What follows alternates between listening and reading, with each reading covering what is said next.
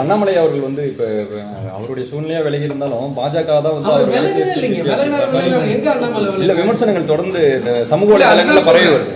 அதான் சொல்றேன், நீங்க வந்து தேசிய ஜனநாயக கூட்டணி மிகப்பெரிய அளவில் வலுவான கூட்டணியாக இருக்கிறது. 23ஆம் தேதி பாரத பிரதமர் நரேந்திர மோடி அவர்கள் இங்க வந்ததுல இருந்து தமிழகத்தினுடைய நம்பிக்கை நட்சத்திரமாக தேசிய ஜனநாயக கூட்டணி களத்தில் இருக்கு.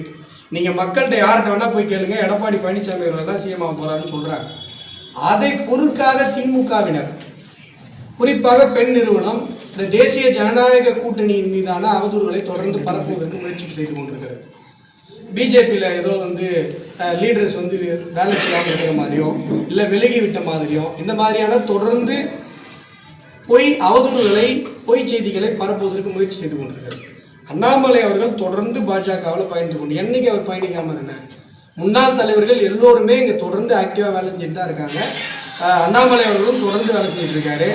அவருக்கு கொடுக்கப்பட்டிருக்கிற அந்த 6 தொகுதிகள் விவகாரத்தில் அவர் வந்து குடும்ப சூழ்நிலை காரணமாக அது மட்டும் இப்போ வந்து சக்தி கேந்திர அளவில் தமிழ்நாடு முழுவதும் சக்தி கேந்திரம்னா 5 பூத்துக்கு ஒரு சக்தி கேந்திரம், 3 பூத்துக்கு ஒரு சக்தி கேந்திரம் போடுவோம்.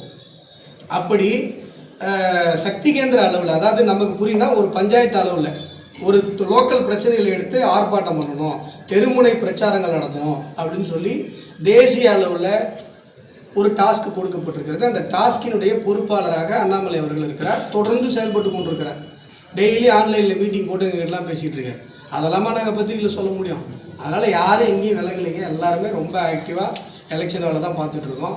ஆகையால் உங்களுக்கு பிஜேபி மேலே ரொம்ப அக்கறையாக இருக்குது அப்படின்னும் போது, ரொம்ப தெரிஞ்சுக்கணும் அப்படின்னும் போது வாங்க பிஜேபியில் வந்து சேர்ந்துக்கோங்க. உடனடியாக உறுப்பினர் கார்டு போட்டு கொடுத்துருவோம். எலெக்ஷனுக்கு அப்பயே வாங்க, அப்படியே துண்டு போட்டு சேர்த்துருவோம். அப்போ இன்னும் நீங்கள் டீட்டெயிலாக தெரிஞ்சுக்கலாம்.